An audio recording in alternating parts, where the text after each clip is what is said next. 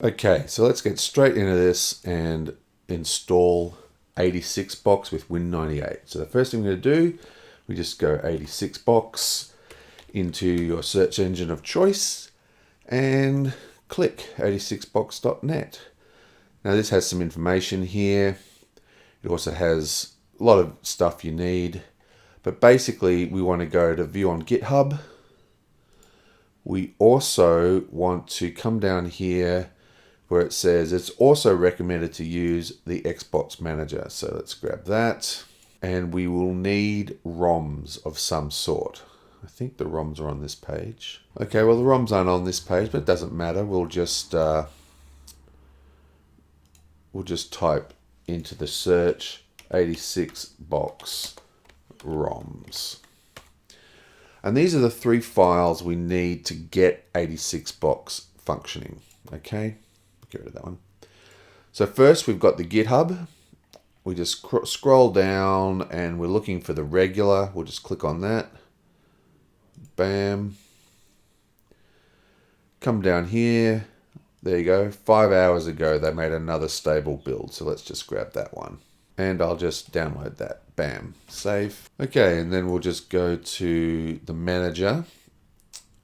And we'll come down here to releases, latest version, and we'll grab that as well. Yablamo. And finally, we need the ROMs. So we're going to come down here, and we basically want this whole repository. Now, if you've got Git, you can clone it, but otherwise, just go code, download zip, and save that. And they're the three files you need to get 86 box functioning. So let's just open here. Now I'm going to do this in my downloads folder because I've got this all set up elsewhere on my computer. This is just to demo it to you. But basically what you want to do is you want to extract the actual application. Then you want to get both the other two zips and extract it into that dir that you just made. Yablamo, like so. And then just rename ROMs master to ROMs, like that. And now 86 box is ready to run. So if I could click 86box.exe and it'll load up, it loads up a default config, and I can actually just go tools, settings, and set up my machine. And then everything's self-contained in this one directory, and I can just, you know, rename it to like Windows 98 and load it up. You can also, it says in the instructions on the GitHub that you can also use a command called vpath to load multiple configs from different locations. So we're going to use the Xbox Manager for that, so we don't have to worry about that. So xboxmanager.exe, just click on that, and out it pops. Now, if you click on the settings, you have to set the path to your 86box.exe and set a path for where you're going to store your VMs. Now, on some systems that have scaling, like large scaling on 4K monitors, this might be all sort of screwed up. What you can actually do is you can right click on it, go properties, compatibility, change high DPI settings, and make sure it's set to override and system. And that way, when you load up the manager, it'll look correct on your screen. Okay, so basically I'm just going to delete all that because I don't need any of that because I've got it already installed, and I'll load up the manager that I've already got. And now let's create the actual system we're going to be using. So let's hit the add button. I'm going to call this Win98 SE installer. And then I'm just going to go add. Now for this, I'm just going to hit configure. Now remember, virtualization is an expensive process. And that's why we're later going to look at wrappers, which is a much better way of doing a lot of this kind of stuff. But it's an expensive process, and basically the rule is get away with the lowest end you can possibly get.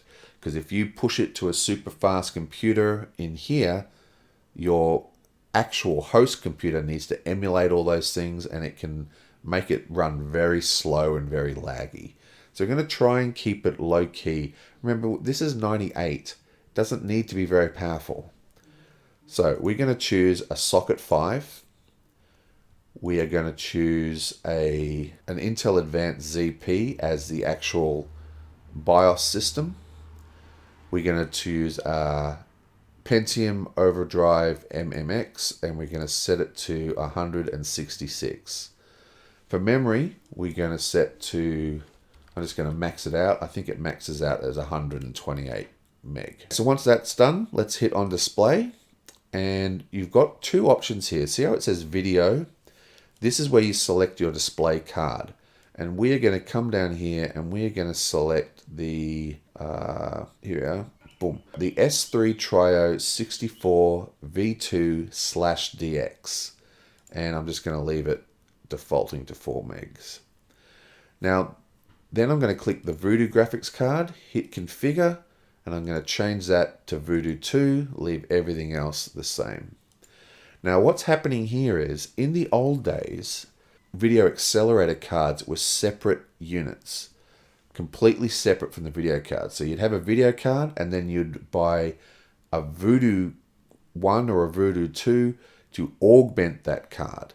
And they worked in tandem, not like SLI, but they work together. So that is what we have set up here. Okay. You can, if you want, untick this and install an actual Voodoo card, like a Banshee, which is the first combined video card, or a Voodoo 3 or something. And I'm going to show you that later on. But for this particular setup that I like to use, because remember, the setup this I'm doing works really well on my machine, and it'll handle 99% of options. I then make another version of a Windows 8 which does have a Voodoo 3 on it, just to handle the very rare cases. So I'll show you how that's done. So make sure that's a Voodoo 2 and OK. Input devices, I'm going to set this to a Microsoft Serial Mouse. And I'm going to give it a wheel. Sound, I'm going to set this to a Sound Blaster 16. And for MIDI, I'm going to set this to Fluid Synth. And I'm just going to browse and select my synth file, which is Fat Boys. Okay. Now I'm going to put all the links in the description for this. But basically, Fatboy is fatboy.site, and it is a guy that has created a sound font that can be used in ScumVM, in DOSBox, to mimic MIDI with, MIDI emulators and stuff. So it works very, very well, and this is a really, really high quality one. I really like it. It's a little different to the true sound of the Roland or whatever, but it's fine for my tastes. So that's what I'm using. And then everything else I'm leaving default. Network, I'm going to have no network. I have no interest in going to the internet or anything. Ports, I'm just going to leave that all default. Now storage controllers, I'm going to set to IDE controller, and in hard disks I then create my hard disks, and I can create as many as I want. For this particular case, I'm just going to create one, so I'm going to go new hard disk, and I'm going to give it 3 gigabytes, which is what, 3072 I believe, and leave it as a raw image. And I hit specify, and that's just gives it a save target. And I'm just going to save that in as 3 gigabyte C drive. And you can make it 5 gigabytes. You can make it, as many gigs as you want. Or another thing you can do is that you can make it smaller, and then you can have a 3 gigabyte drive as a D drive and use that to install all your games on. I've seen people do that, and that way if you swap around your computers, you can just load up your games drive on different things. But I'm just going to do it like this. You can play with it to your heart's content later. So let's go to floppy disks. I'm going to set that to 3.5 inch 1.44, and I'm just going to disable the other one, and I'm going to give it a CD drive. I'm going to set that to AT-API, and it's going to be 01. You'll notice the hard drive is set to IDE 00. Okay, and leave that all disabled, and other peripherals, I'm going to leave that all disabled, and bam. That is my thing set up. It's all ready to go. So what we need now is the actual installing CD-ROM. And basically, you want to go to a website called WinWorld PC. This is like an archive of defunct OSs. And it has some Mac OSs. It's got OS 2, which is awesome. It's got a whole bunch of old DOS versions. So even got some Nix stuff and some more obscure things in shells and whatever. But we're looking for Windows 98. So then you want to go 2nd edition, because that's what I'm going to be doing. And here are a whole heap of ISOs, a lot of them in different languages. Now the thing about Windows 98 is that most of them didn't actually have bootable CD-ROMs. Like, that kind of technology was still a ways off. So most of these will not boot off the CD. This one here, Windows 98 2nd edition OEM full, that will boot off the CD-ROM. But I'm not going to use it because I prefer to use this one here. And the reason why I prefer to use the full retail one is because when you're building older machines, the BIOSes will not have the ability to boot off the CD because CDs basically didn't really exist back then. So by having this one and just getting used to using the Windows boot floppy, it just saves you from having multiple versions. So this is the one I'm going to do this video with, the 2nd edition full retail. But as you know, you'll need the bootable Windows floppy. So let's click on that. 98 SE. And you just want to download one of these floppies. This one here, the English one. Now I've done all that, so I'm not going to download any of these things. For Windows keys, you will definitely need a Windows key. And there's a couple of serials here. And also, you can go to, anywhere on the internet, and you can find big lists of serials all over the place. And I'm sure you'll find one that works. So that's pretty much that. You download the ISO you want, and you get going. So let's hit the start, and we'll start the computer up. And the first thing we need to do is go into the BIOS.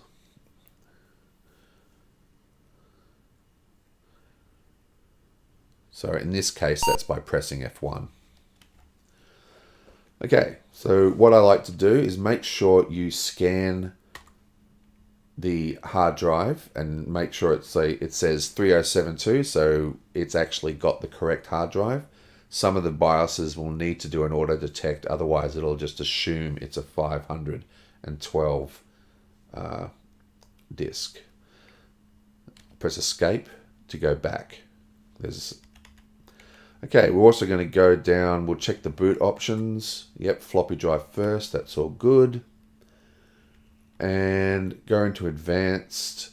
You can change all this if you want. I'm not going to change any of this, but I am going to go down to plug and play and change that to ICU and have it Windows 95.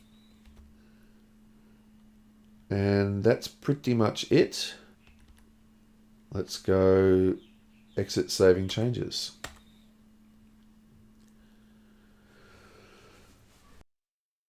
Now, if you hit the media button, You can go floppy, existing image, and just go to where you've saved all that data from WinWorld PC. I'll load up the bootable floppy. And what I'll also do is load up the CD-ROM.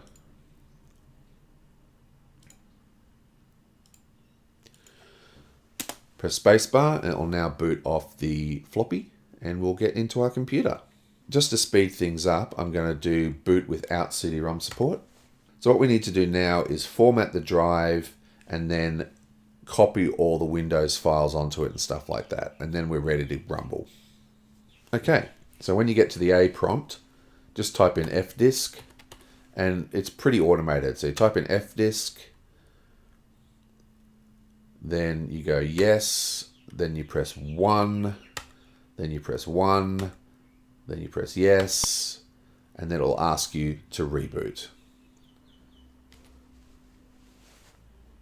To reboot, you just go to action and hit Control-Alt-Delete, or you can hit hard reset, either one.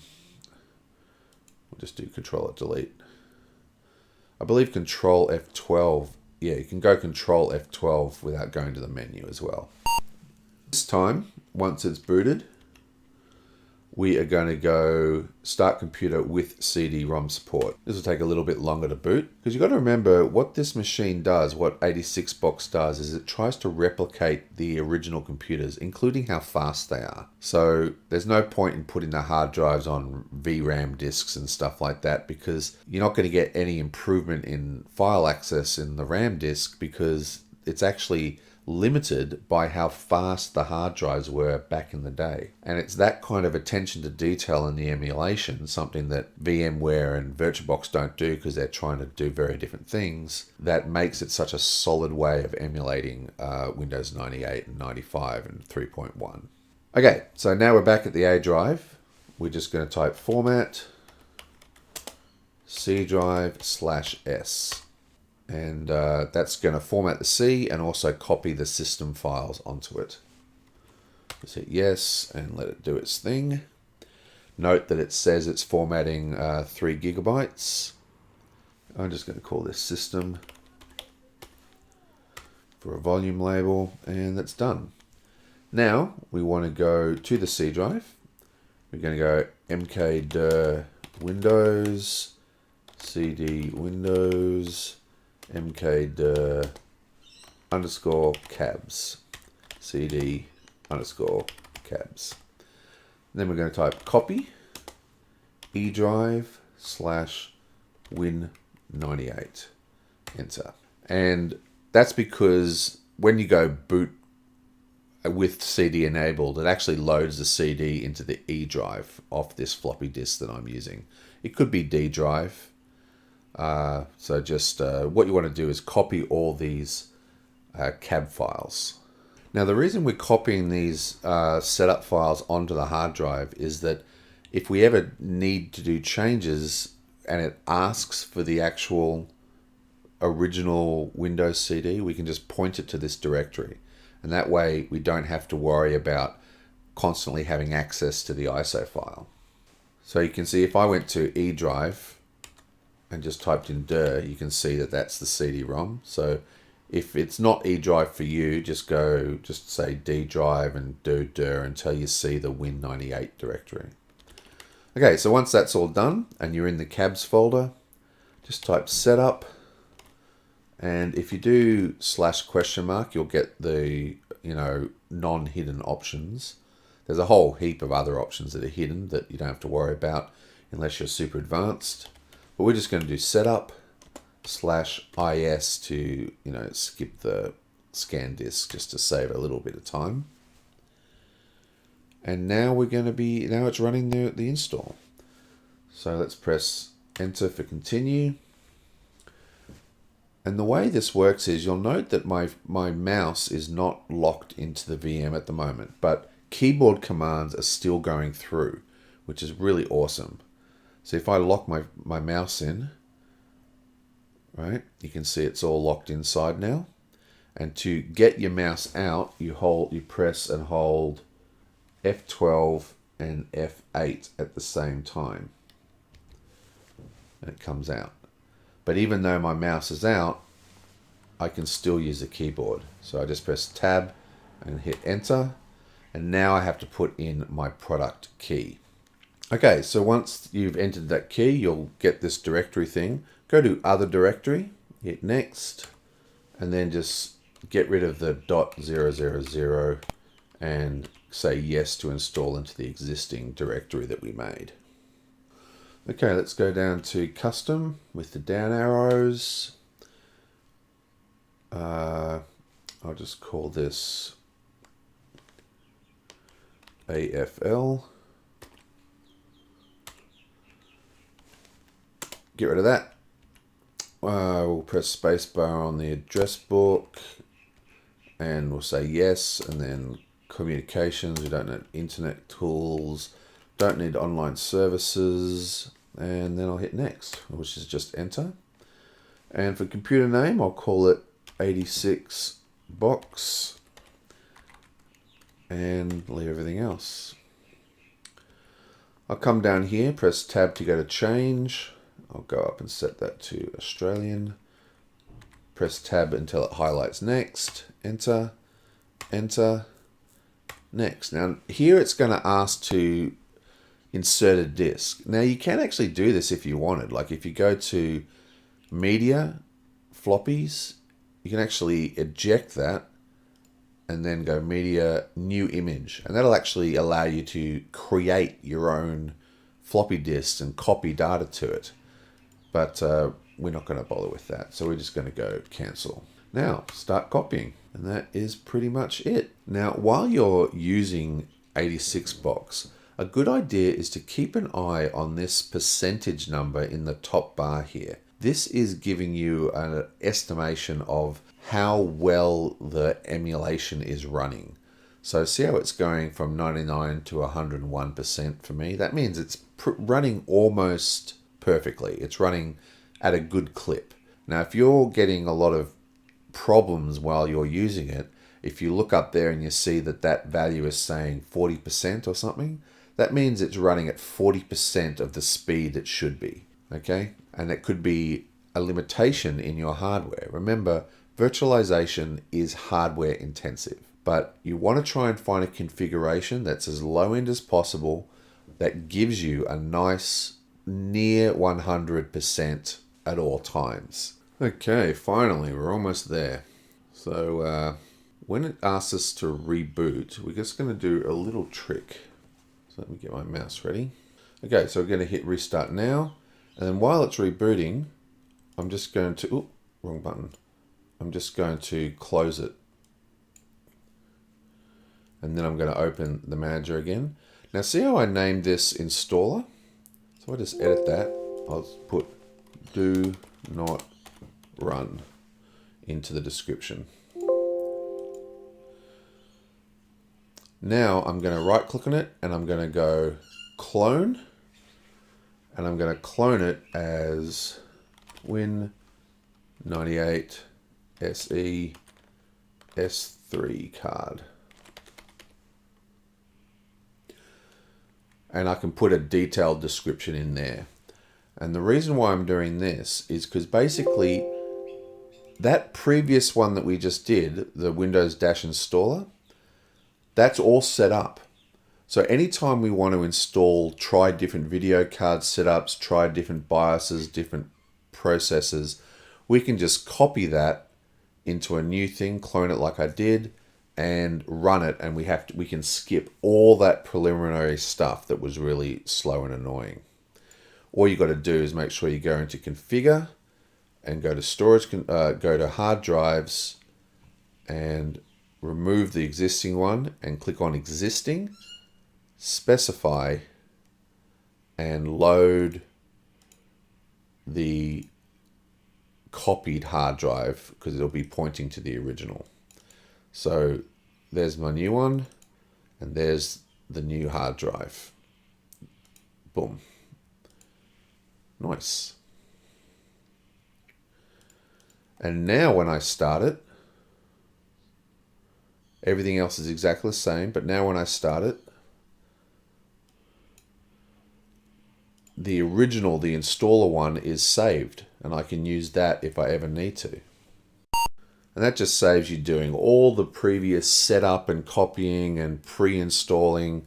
You can just get right into fiddling with the hardware level that you want to and getting a nice copy. Okay, and the reason why you want to do that is because sometimes when you change like large changes, like changing the motherboard and the BIOS and what kind of peripherals, you would need to reinstall Windows 98 anyway. And this is a way that you can just sort of speed up that installation process. Because as you can see, there's still plenty of time it's got to take to do the rest of this stuff. But all this hardware detection is done after the clone copy. So basically, we can just keep copying that install version of the VM and try all different hardware configurations, and we still end up with a nice, sleek, clean install of 98, skipping all that initial stuff we did right at the beginning of the video. Okay, so we just got to select our time zone.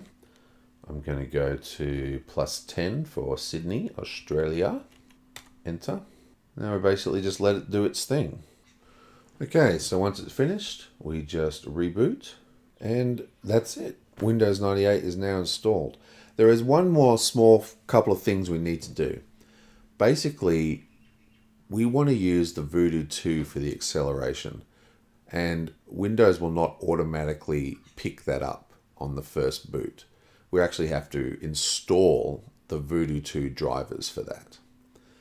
Now, if you look in the description of this video, I'm going to include an ISO I've made which has all the software that I will be using inside Windows 98 so you can use it. But basically, the way you create ISOs is if you have, I think it's called image burn.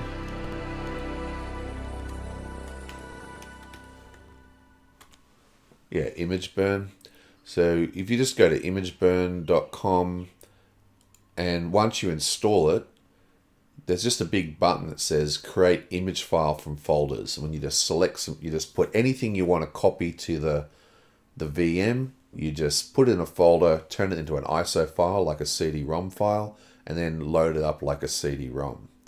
I don't do that because I use Windows Commander, which is like a more advanced file manager, and I can use that to make all my ISOs really, really quickly. So I'm not going to install this and clog my system up, but if you don't use Windows Commander, you can use Image Burn. Total Commander, I think it's called now, actually. Okay, so let's turn that off. You can hear we've got sound. There's no sort of stuttering or anything. But if I right-click here and I go Properties, Device Manager, you can see that the multimedia video device is not working yet. So what we're going to do is I'm going to go to Media CD-ROM. Let's empty that. And I'm going to load up the ISO file that I'll have linked in the description, which is just simply called 86 box drivers Win88. Bam. And now all I need to do is right click on this, go Properties, Driver, Update Driver, Next, Display List, Next, Other Devices, Have Disk, and I'm just going to browse to my CD, and there's a directory called 3DFX Voodoo, click on that, and then 3DFX Voodoo 2, click on that, click on Voodoo 2, and go OK. OK, next, next, and that's that. Wait for that to install. I'm going to hit no here, and then finish. It's going to ask me to reboot. I'm going to hit yes. Right, now that we've installed the video card, this is a quick configuration change I want to do. And when I set this up at the beginning of the video, I forgot to set the floppy drive speed. Now, you can set it to 72 by. So that's what I'm going to set it to. There's no real need to have it running slower unless you're really concerned about realistic emulation. And I'm just going to do the same thing to the installer copy. Okay, let's start this up again and get back into it. We're almost finished. I know this is a long video, but well, there's a lot to talk about, I guess. Okay, so we're back in. Let's just go properties, settings. I'm just going to set this to 16-bit high color. Apply, do not restart. And we are actually finished. Like if I go back into the properties, into the device manager, you can see that there is no errors and it's showing the Voodoo 2 accelerator card active. So what we want to do now is just install DirectX, and what I like to do is install a few stability patches. Now, there seems to be some argument in the community about whether you should actually install updates, and the answer is probably not. You probably don't need to. You could probably get along fine with a raw version of Windows. But what I like to do is install the bug fix and the stability fixes, because that improves performance and stops crashing. Now, there's a lot of stuff we don't need. We don't need to install all the patches. And of course, hitting Windows Update doesn't do anything. But there is a great little utility called Auto Patcher. Now, Auto Patcher you can download yourself, but I'll put it into the ISO file that I'm sharing with you and in the settings. But if you go up here, I think it's MDX, yeah. So MDGX, he has a whole heap of patches for all different versions of Windows. So there's a lot of stuff you can get here. So if you go there, click on Windows 98, you've got the essential upgrades and stuff. And if you come down here, one of these is the Auto Patcher. And that's what we're going to be using. Okay, so there's two files, the 2007-2008.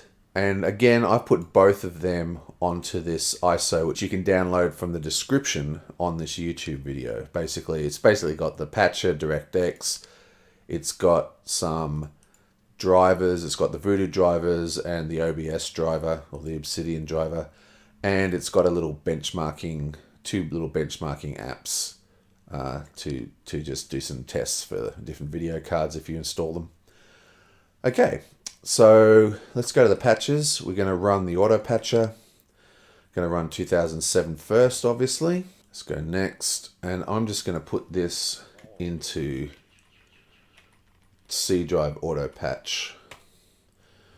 I don't want to have a menu item, and I don't want a desktop item. Now, this is a really extensive patch, and we don't really want to install the whole thing. I mean, you can if you want, but we want to keep our installation pretty lean. Like I said, what I like to do is just install the stability and the bug fix patches. Security updates, we don't need them because we're not going to be accessing the internet. We don't need to install IE6. We don't need to install, weird software like Flash and Shockwave, and that's all in this patch as well. This patch was designed to just take a raw install of Windows 98 and just turn it into as if you've just run all the setups, and it's got a lot of community fixes in it and stuff like that. So there's a lot in this patch that we don't need, but I think it's good to use the patch because it's all contained. It's got everything we do need. Plus, if you do want the other stuff, it's there and it's ready to go. Okie dokie, that's just finishing up. So we don't want to launch the patcher though. So let's just click that off and hit finish. And now we want to launch the update to 2008 update. And it will just install this and the extra files into the same location. So we'll just get next. Don't make a start menu item. Don't click them.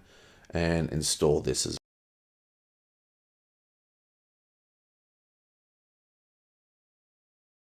Finally. Okay, so now it's finished. Let's actually launch the patcher and see how it works. I'll just maximize it to make it a bit bigger.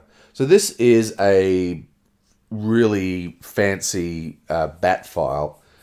And what we're going to do is we're going to press M for modules. And this is going to list all the modules, okay? So what we want to do is we want the system stability updates. I don't really need the recommended tweaks, but I do like some of them. So see how some of them have a big U? That means there's extra options. So if you press U followed by the number, you see the actual contents. So I press U2, right? I'm going to leave the disable on, add the command prompt here, bypass tweak UI. And you just press the number for the ones you want. We don't want advanced internet options. We don't need advanced Explorer options. And I'm going to leave on, turn on DMA access. And I'm going to remove the Windows 2000 theme. So basically I'm just going to keep 3 of all the stuff in here. Then I go P to go back. Okay, I do not want essential system components. I do not want data and jet access. I do not want Internet Explorer. I do not want Windows Media Player. I do want DirectX C, and I do not want the critical hotfixes. So what I'm doing here is just pressing the numbers on the left here, these numbers over here, and you can see them written here: set to install, bypass, bypass, set to install, bypass. Now there's actually 2 pages, so make sure you hit the N button for the next page, and then there's more stuff. Okay, we do not want the essential. You know what I do? I'll just go to essential third-party apps, so U5, and I'm going to disable this whole thing except for 7-zip. I want 7-zip. So 2, 3, 4, 5, 6, 7, 8. A, B, C. Set that all to not install. Okay, so the only thing set to install is 7-zip. We don't want Windows optional components. We do not need Visual Basic runtimes. We do not need the unofficial Explorer update. And this is the one that you probably need to decide for yourself. I personally do not install the other recommended system hotfixes or the critical and recommended system updates, because I don't think we need them. What we basically are looking here is just to install, if I go back to the previous page by hitting P, just to install the system stability updates in DirectX 9C. That's basically what I really want, but I like some of the other things this does as well. And once I've got all that all selected, I just press I for install, and I just go S for save and install. And the patcher goes and does its thing. Now, this will ask to reboot the system occasionally, and it will ask for a couple of inputs right at the beginning. But once you've done your first reboot, you won't ever be asked to do anything else for the rest of the time it's running. And this is the first time it stops. So what it's asking for here is the CD-ROM. And remember, we actually downloaded that onto our hard drive. So we just type C drive / Windows / cabs and press enter, and that Windows will remember that for the rest of time. So every time it looks for the CD, it'll now look in that folder. So you don't have to type that in again, and it'll just do its thing. Just hit next, search for recommended, and here we untick floppy and we come down and tick specify location, and you can see that it says Windows cabs. And pretty much once we do that little section there, the rest of the patch is completely automated. We just have to wait for the reboot, and once we reboot, then it's automated from then on. Okay, so it's just doing the first reboot, and what will happen here is because of some updates to the network manager, it'll ask you for a login. And as long as you don't enter a password, it'll just switch to automatically logging in from then on. So when it pops up, just hit the enter key, and then we can go for a walk. All right, I will be back later. Oh, if you're sitting and actually watching it, when this screen comes up, you can press the F key to speed it up. Otherwise, it'll just continue the patch after 15-second pause. Okay, so that's it. It's done. And I'll just hit Control C now. Boop. And that is basically it. We now have a fully functional Windows install. And this is how I install Windows 98. With that patcher, I go in and out on how I use the patcher. That's usually what I do. Sometimes I install more updates. But, you know, just really, you want to try and find out your favorite way of doing it. So what I'm going to do now is I'm just going to install a couple of games and show you them running inside this, which is pretty cool. Oh, you know what I'll do? I'll just... I'll run the 3D benchmark, see how that works. So let's install this. So this is 3D Mark, the original 3D Mark. If you guys remember what that was, they made a whole heap of them. They're all pretty much available if you just do some Googling now, because you know they're long since gone and the company's all defunct. But they basically just ran 3D scenes and used that to create benchmark numbers. Pretty much exactly what they are today. The other one in here in this folder is good old Totarium from the old demo scene. I wonder what this will actually return. Be interesting to see the difference between when I run it by itself and when I run it with the recorder running. So I'm going to show a couple of games after this as well. I'm going to show some 3D, Direct 3D game. I'll show a Direct 3D game. I'll show an OpenGL game. And I'll show the actual kind of games I usually play. Now you've got to remember there is issues with the simulation, not simulation, what's the word I'm looking for? There is issues with the virtualization of these things. And one of them is that there's slight mouse lag. This is a known issue and something they're probably working on pretty hard. You can adjust the mouse lag by changing some options in the mouse. You can turn off the mouse wheel support. Don't use the PS2 mouse or whatever. But from my use, where I'm just, doing adventure games, it's really not an issue at all. I mean, I'm not playing RTS games or, like the original copy of Warcraft 1 or whatever. So it's not a huge issue in the way I play. But if you're going to, run some kind of game that requires very, very precise mouse movements, it could be an issue that you have to deal with. Okay, so that's finished, and I got a score of 1460 for 3D and 1503, so that's not too bad. Right, so let's have a look at Unreal. So it says, do you have a 3D FX card installed? Yes, we do. We want it to use the FX card, and you bam.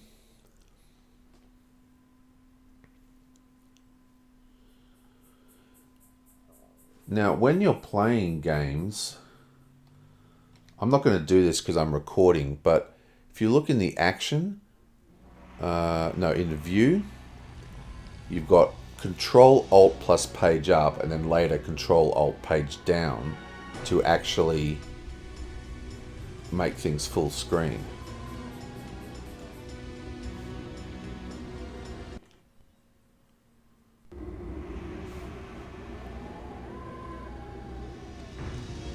So there it is. Now, let's just quickly customize controls, because this is so old that it was before WASD was used.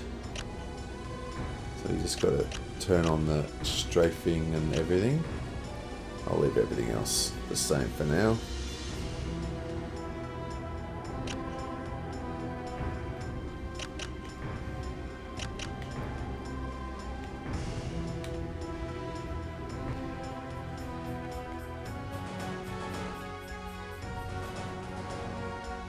And you can see the percentage sign at the top, like how well the emulation is running. You can see it's still running at pretty much 100%, and it's quite responsive. Prisoners 849 escaping. Pretty awesome. Prisoners 4, prisoner 2 escaping.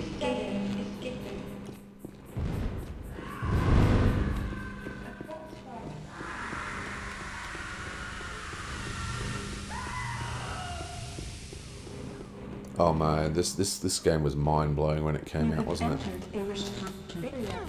Okay, so Unreal's working fine, as you can see. Okay, so this one is Morpheus. Now this is more like the kind of thing that I actually used this EM for. This is a fantastic adventure game that is almost all but lost because it's so hard to get to play on modern machines. And one of the reasons it's so hard is that it has a kind of strange installer that installs very different types of files that kind of and stitches them together based on whether you do full installs or whatever. So it's very hard to find. You can't just get a copy of the data files because the data files are split in weird ways. And also it requires QuickTime version 2 to actually work, which means it doesn't really work on things. So it's very, very hard to get running. The guy who originally made it was going to make like an update. He invented an update for it, but I think that project died. I think it was actually the son of the original designer was doing a project on itch.io, converting this into HTML5, but it never actually happened. But yeah, this is an example of what I use the Windows 98 VM for. This is extremely hard to get running on other systems. It runs fantastically in this, and the little problems that you have with your mouse movement and stuff doesn't really affect it because, you know, it's an adventure game. It's sort of like a MISC game. So the way it works is that you just, you know, it uses those really, at the time, super fancy QuickTime files. But yeah, I mean, this is just an absolutely fantastic game. I should probably do a video on this game because it's kind of forgotten because it's so hard to get to play. Well, not hard anymore. But yeah. Awesome, baby. Awesome. It's stuck in the mast. If only I could get it down.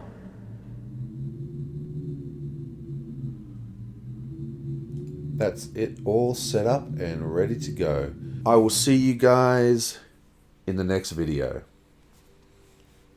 Thanks for watching.